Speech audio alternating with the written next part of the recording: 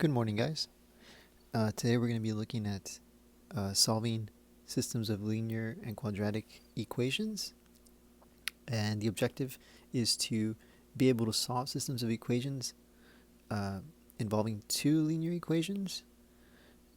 We will also be able to solve systems of equations with a linear equation and quadratic equation. And the last thing, we're going to be able to write and solve systems of equations for linear and quadratic. But writing means, if we're given a word problem, can we write it into some sort of equation and then solve that equation? All right, so we've seen systems of equations before. If you remember, when we worked on them, we used matrices. I don't know if you remember the matrix A and B. We would make a matrix A and B to solve two systems of equations like this. And notice that the power of y is to the power of 1. The power of x is to the power of 1. So this is a linear equation. This is the graph of a line. This is the graph of a line. Let me just write that out there. So we have, this is a line, and this is a line. But over here, the equation that we have here is quadratic. And the one underneath it is the equation of a line. So we're going to see, how do we solve something that has a quadratic equation and a linear equation instead of two lines like we've done before? What else? So we're just doing a little bit of reviewing from Algebra 1. In Algebra 1, we learned a solution to a system of two linear equations is an ordered pair. So ordered pair is x comma y. It's a point, a coordinate that makes the equation true. So the solution is an xy coordinate that makes the two systems, the two linear equations true. When the linear equations are graphed, the solution is found where the two lines intersect. These same ideas are true when the systems of equations involves a linear equation and a quadratic equation. Okay, so remember, a linear equation is just a line, right? So it has, it goes infinitely to the left, infinitely to the right, it goes infinitely down, and infinitely up. But a quadratic equation, if I graph it, has this U shape. Okay, so remember the difference in the shapes, or the equation that's graphed here. This is a line, and this is a quadratic equation, has this U shape.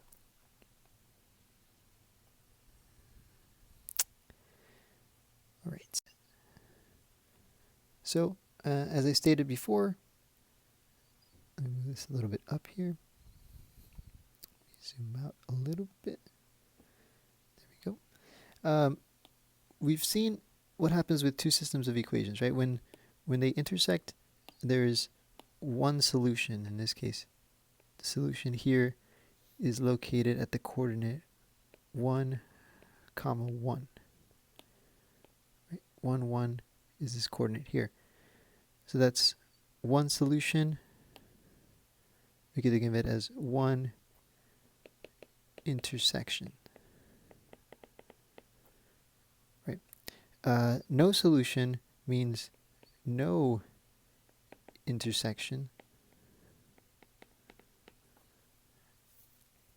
And infinitely many, right? If we think about the colors, blue and red mixed together to make purple, right? So these two lines mix at this point and make purple at this point. But infinitely many means that I have one line on top of another. It's one line on top of another. So when I have one line on top of the other, it has infinitely many locations where the two lines are intersecting. Now, if we're taking that over to the new topic today, now we're combining, like I said, lines and quadratic equations. These U-shaped equations, which have this shape here, and the lines here.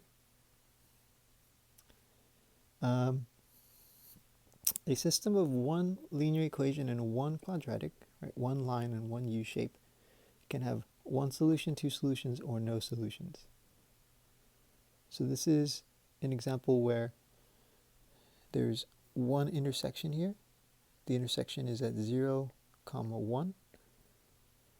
This is an example of one intersection.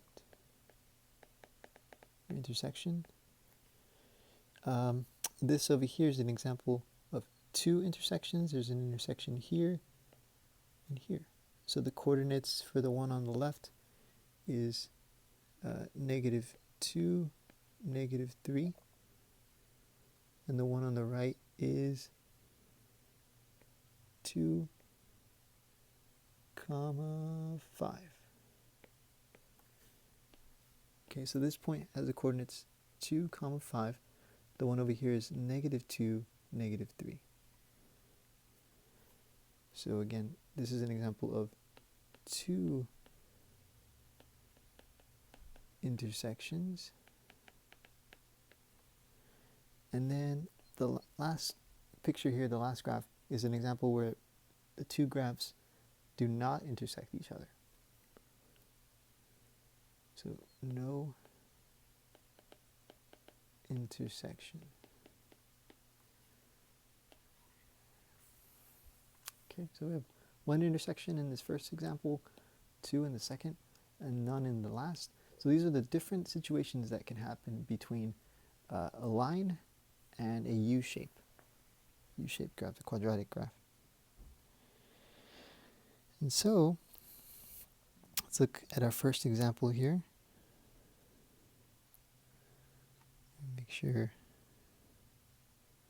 yeah, that's a good space. Okay. So we have two equations. To solve each system of equations, show all your work. So we can solve it by graphing, or we can solve it by substitution. So substitution would be, since it's telling me what y equals, I can replace this in here.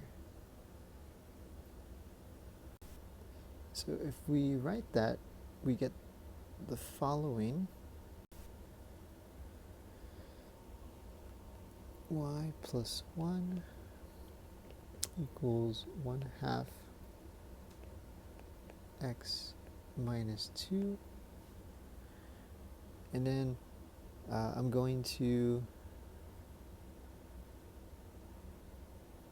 replace this over here. Sorry, there's a crooked arrow. So if I replace that, it's going to be negative x plus 4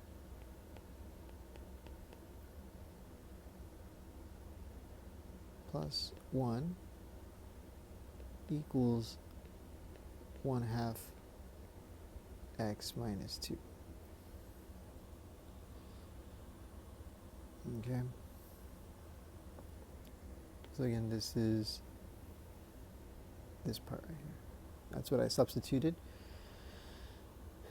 And so can I combine these two, right? What's 4 plus 1? Right, I'm going to bring down the negative x. 4 plus 1 is positive 5. And then I have 1/2 x minus 2. Now, the next thing I can do, and let me zoom out here a little bit. Next thing I can do is say, okay, if I want to get rid of the 1/2, what's the opposite of dividing by 2? It's multiplying by 2. So if I do parentheses on both sides, multiply by 2, parentheses over here, multiply by 2. If I multiply by 2 over here, I'm going to multiply 2 with x and 2 with 5. So that's going to give me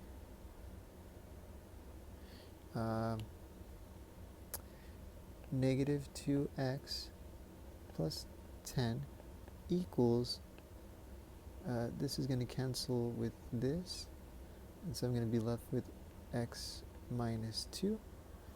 And then I can solve this equation, right, using algebra. So we solve it. Let's do minus x minus x.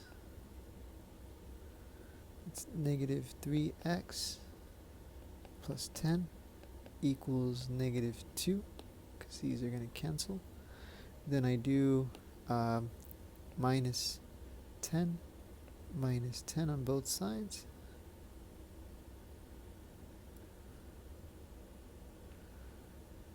Then it's gonna cancel these 10s here. It's gonna give me negative 3x equals negative 12. And then the last thing here is to divide both sides by negative 3. So that's going to cancel the negative 3's here. So x equals positive 4. That's one solution, right, to it. How do I get the y solution to it? Well, if I know what x is, can I plug it back over here? Yeah, for sure. So let me slide over here, and then we should have some space. So if the equation was y equals negative x plus 4, right, I'm just copying this equation here. Let me delete this.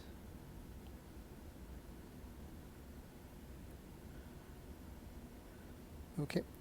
Yeah, so copying this equation over here, I know that x is 4, so I'm going to plug it in, and that's going to give me y equals negative 4 plus 4. But negative 4 plus 4 is 0. So my solution is, I just have one solution, one intersection, is located at 4, 0. That's my solution. So that's doing it with algebra, right? Now let's do it with graphing, right? So let me graph the equations here. So this first equation is just a straightforward y equals mx plus b, where plus 4 is the y-intercept. And so let me graph it. I'm going to graph this one using blue. Okay, so if I go to plus 4, that's right there. That's my y-intercept is at plus 4.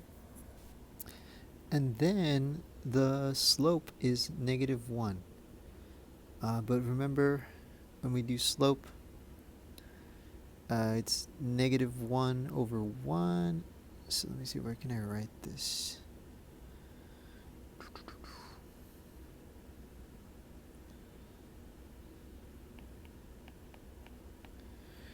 So that's negative 1 over 1. That means you go down 1 and to the right 1.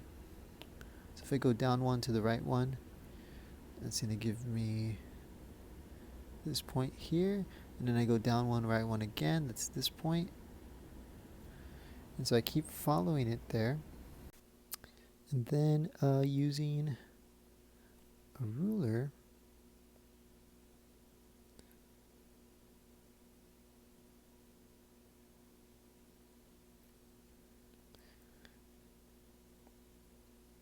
we get the following line.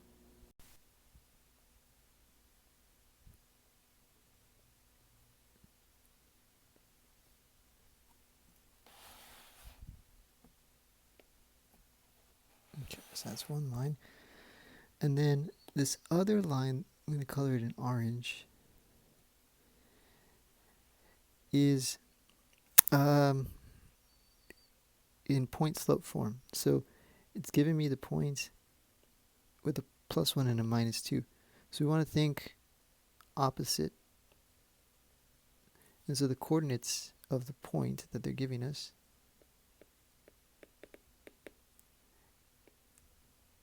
is, what's the opposite of a -2? It's going to be +2. And then what's the opposite of a +1? -1. And the slope is 1/2. So 1/2 tells us to go up 1 and to the right 2. So that point's going to be at 2, -1. So 2, -1 is right here. And the slope tells us to go up 1 to the right 2. So there's a point right there, right? And so it's going to go up 1 to the right 2, so that's right there, up 1 to the right 2. And so if we continue this, right, with a ruler,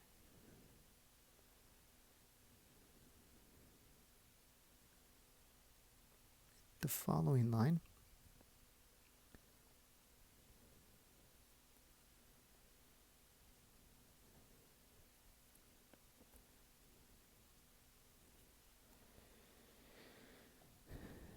And so the intersection, use a different color. This intersection that we got happens right here.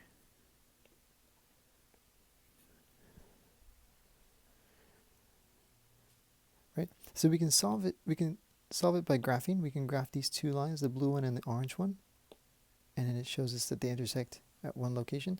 Or we can do the solving method. Now, example 2, I'm going to show you how to do it in a calculator, using a calculator. And so that one we'll go over in class. But basically, it's just a matter of typing the function in the calculator and the graphing calculator. The only thing that we can do that I can show you here is if I copy the first equation, 2x plus y equals 3, I can solve this for y. So if I want to get y by itself, I can subtract 2x on both sides.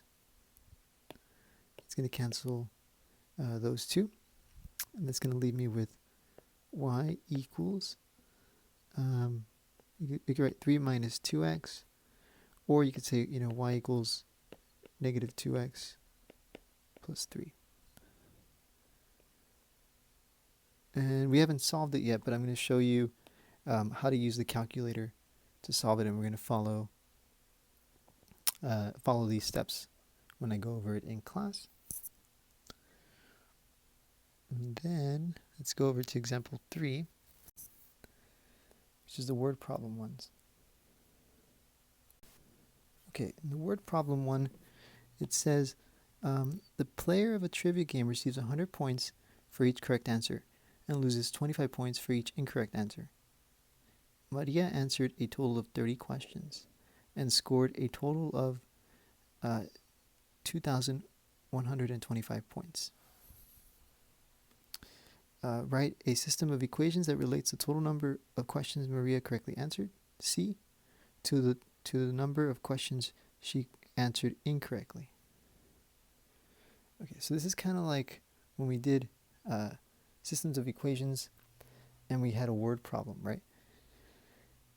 And so if C is how many she answered correctly, right? So C is correctly answered. I is incorrectly answered.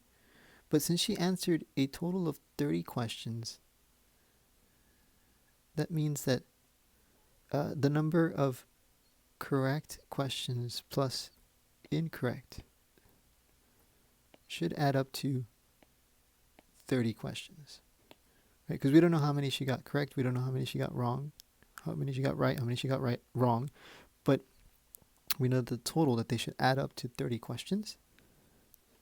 Then the second equation comes from the fact that she receives 100 points for the correct answers.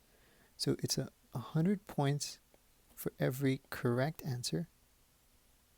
And then she loses, so loses means subtracting.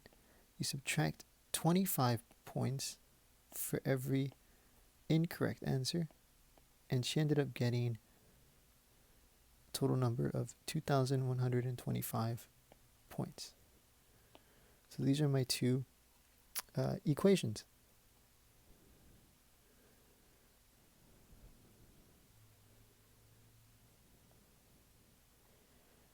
Now, of course, you can replace the C and the I with X.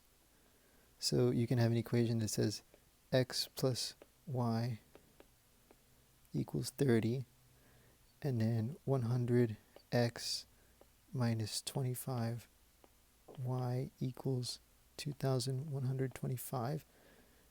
So you can rewrite it so that it's x and y, so that it looks like something that we've worked with in the class before, or you can keep it as c and I.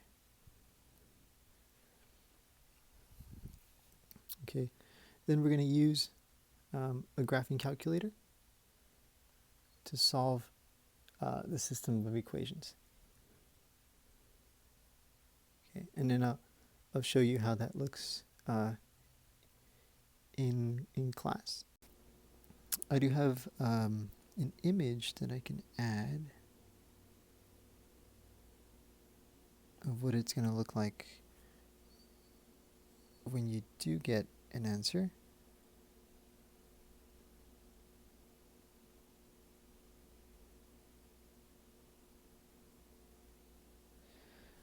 Okay, so here the answer was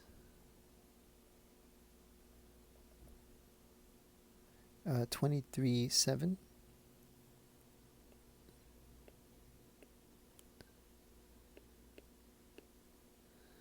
So that's the number correct and incorrect. So she got 23 questions correct and 7 incorrect. Okay, so C is asking, write a statement about the number correct and incorrect. Or that C is asking, write a sentence that states the number of questions Maria got answered incorrectly. So incorrectly, she got 7. So Maria answered 7 questions incorrectly.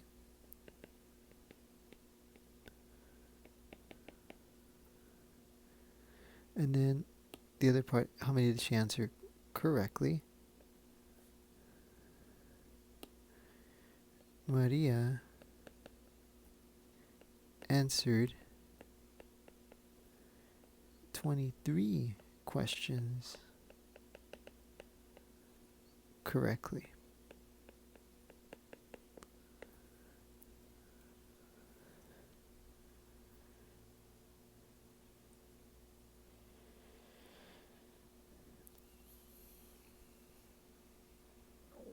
And then let's look at this question in example 4. It says A pelican flying in the air over water drops a crab from a height of 30 feet. The distance the crab is from the water as it falls can be represented by the following function, where t is the time in seconds, and it might seem like a physics question if you guys are taking physics. And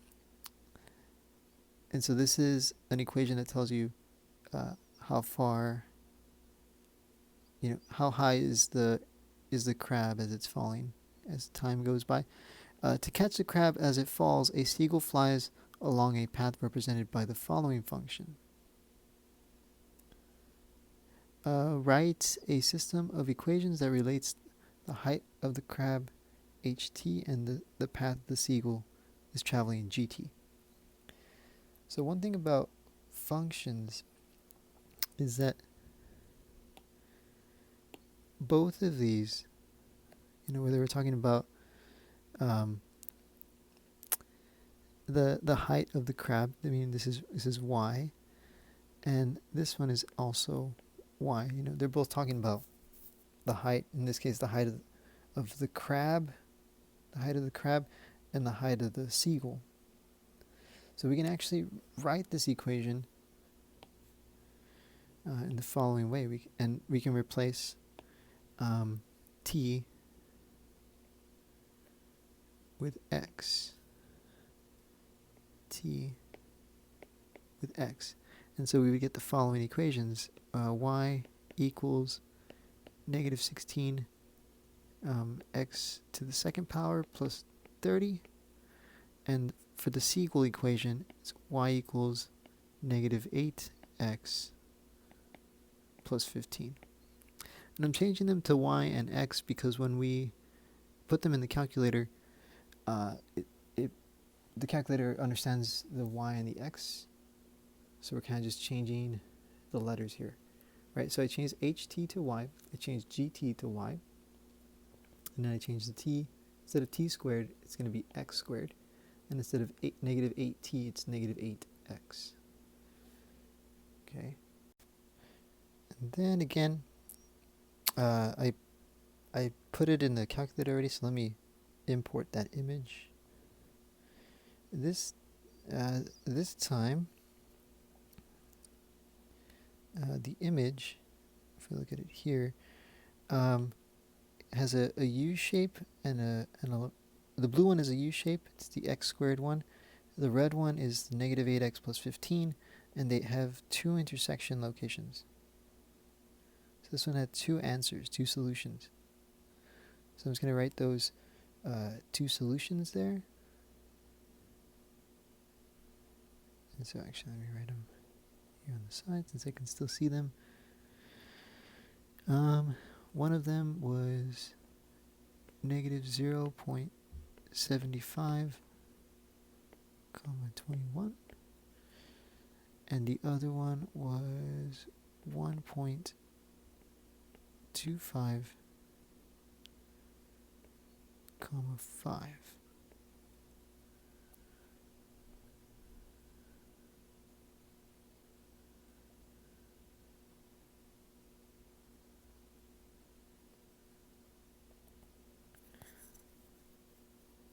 Okay, so we got to remember what the two values correspond to, right? So if we go back to the problem, t is represented as time, and the other is the height of the crab, path of the seagull. So the question is, to catch the crab as it falls, the seagull, so there's two birds, a pelican and a seagull. To catch, the seagull wants to catch the crab that fell, so in order to catch it, it has to pass at two locations, at two specific times. So if we look at our two answers here,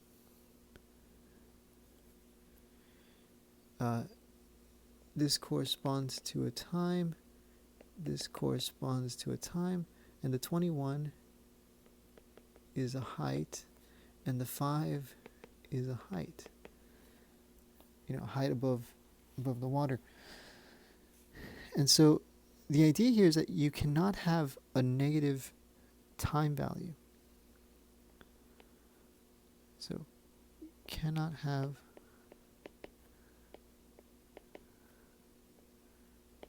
a negative time. So we actually have one solution here.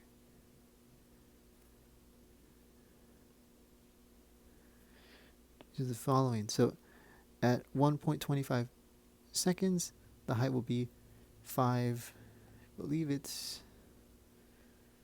5 feet. How do I know time? Time is in seconds. The height is in feet. So at 1.25 seconds, the seagull will catch the crab. So it says, can the seagull catch the crab before the crab hits the water? And if we look back at this picture here, think of the x-axis as the water. So there's 2 points where the seagull, there's a point where the seagull is going to cross paths with the fish. At this point up here and at this point down here. But the question is, can the seagull catch the crab before the crab hits the water? So this is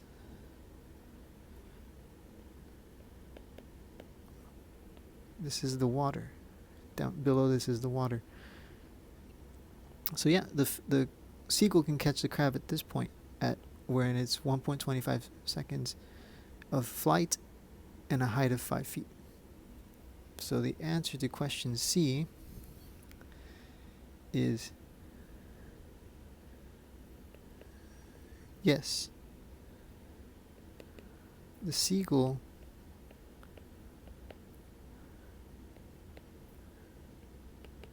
can catch the crab at 1.25 seconds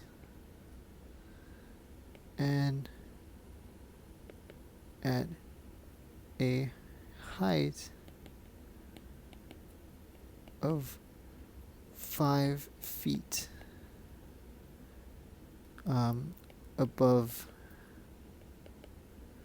the water. All right. So thank you for joining me. Like I said, we're going to do example 2 in class, and I'll also be able to do some of the other examples in class as well. But yeah, we're going to be using the calculator for this lesson, but we should also know how to graph lines in general, right? Like example 1. So I'll see you guys in class. Thank you again for joining me. Have a great rest of your day.